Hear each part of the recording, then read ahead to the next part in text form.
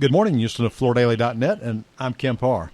This morning, my guest is Tim Baucom, the CEO of Shaw Industries. Tim, how you doing? I'm doing great. It's good to talk to you. This is like day 30 for you, isn't it? It has been an exciting month, Kemp. Well, thanks for spending time with me. I did want to talk to you about this news last week that, Lowe's gives us a call, says, hey, we own the Stainmaster brand name. And there's been some folks scrambling around. There's been kind of a blitz out there of people going out and explaining what the path forward is. I wanted to see what Shaw was planning on doing. Before we get to that, though, just real quick, how's business? I tell you, on the residential side, this is the best business we've seen since '06, and I certainly believe it's a lot more sustainable. The fundamentals are way better than '06, so very optimistic. Yeah. I would like to point out, we all hear about this Broadloom report, tells us kind of what's going on in the carpet industry, and that's also fantastic news. I mean, the first quarter, carpet sales were up, almost 20% from a dollar perspective, right? Yes. Consumer loves our product. Yeah. It's just had been more relegated to the private parts of their home. And I think as people have pivoted toward homes, that private part of their home, the softness, the quietness, is taking on a little more importance. Yeah, and they're paying more priority. They're paying more for it, which is good news, too. All right, so we heard last week, and there's a couple of pieces to this that I'd like to ask you about. First, tell us what Shaw's position is as this news goes out in the marketplace. Now, I think this will be neutral to positive for our business and for our customers. Mm-hmm. As you know, there's been confusion and tension with the Stainmaster brand between the Lowe's distribution and the retail distribution. So that's now cleared up. Yeah. I think that Lowe's, with the consumer, we want them to create excitement and clarity and do that on that side. Right. But when we then focus on our specialty retail side, I think the thing that's important to them is that we have their full support. We've got their backs. And just like any other transition, the first thing we're going to do is make sure that that investment that they've made in their fabric base and their merchandising and their selling systems, they're going to be fully protected. We'll take our sales force and we'll go in and help them re-merchandise that. Those same samples, we'll continue to buy fiber from Invista. Mm-hmm. We'll continue to service it. So those same styles and AT brand that they're comfortable with will continue to flow. All right. So there's two pieces to this. The first one is the one that's real popular right now, and I've seen the Anderson Tough Techs roll out this year, and you've got all these PER products that are featuring this. And so we're talking about the solution dyed, cationic dyed, I might add, which is a commercial process that they've been using, and it's nylon 6/6. You guys have been selling the Anderson Tough Techs under Pet Protect. What's the plan with that product? Well, really, if we look at our sales under Anderson Tough Techs of Stainmaster, a little over half is the traditional Stainmaster. Yeah. It's been well established, well sampled. That product is very straightforward. It will get relabeled as ANSO. Yeah. It will have the same warranty. It'll have the same service. It'll have our Capture the Spirit incentive program for retail salespeople will flow right into that. That's very straightforward. And you talk about the dyeable. The dyeable. Yep, okay. Which is still the majority of the sales right. in total. Okay. A lot of the excitement has been around Pet Protect. And I'll tell you what we've done is we've taken an opportunity in this past week.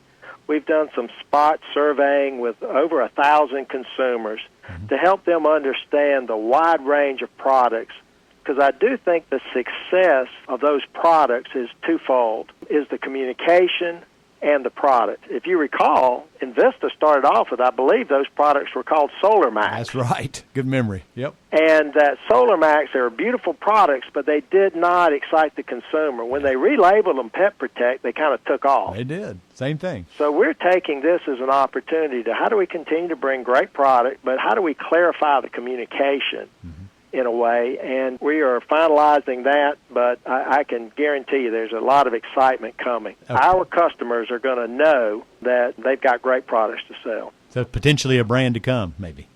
Right, yeah, we're going to build a little excitement with your audience here, okay.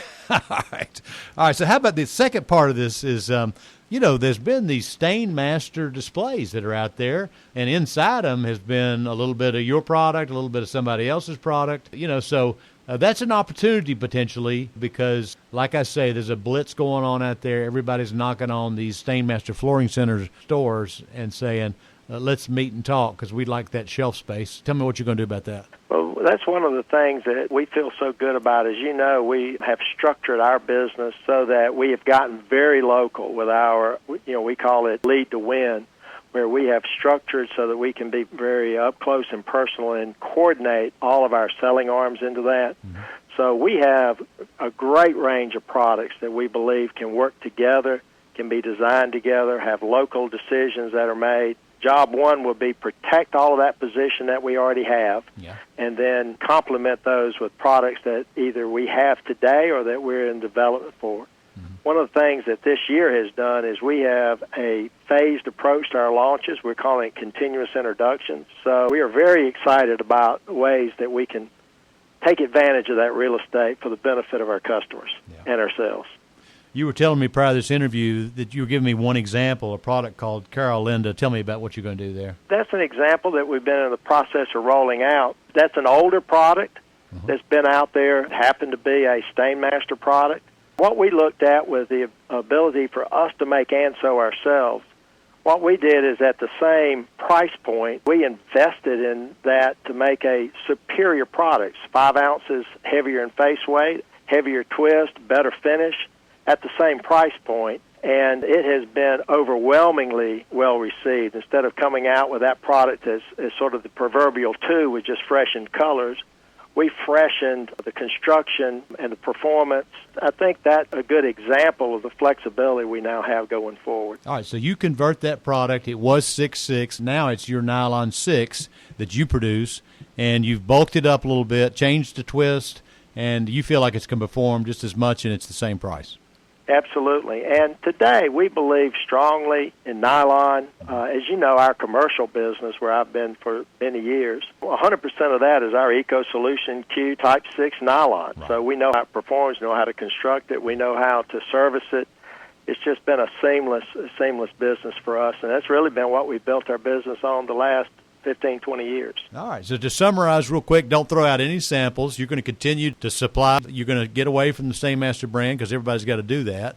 And you're going to go eventually to ANSO with many of those products. And as new styles are entered, you're going to switch those that are 6.6, you're going to switch them over to 6. Right. Absolutely. And one thing that's very important is we're going to prioritize our customers through this transition. I'll give you 2 very live examples. Years ago when we transitioned our introductory price point business from spun to filament, we did that, and we protected our customers through that transition.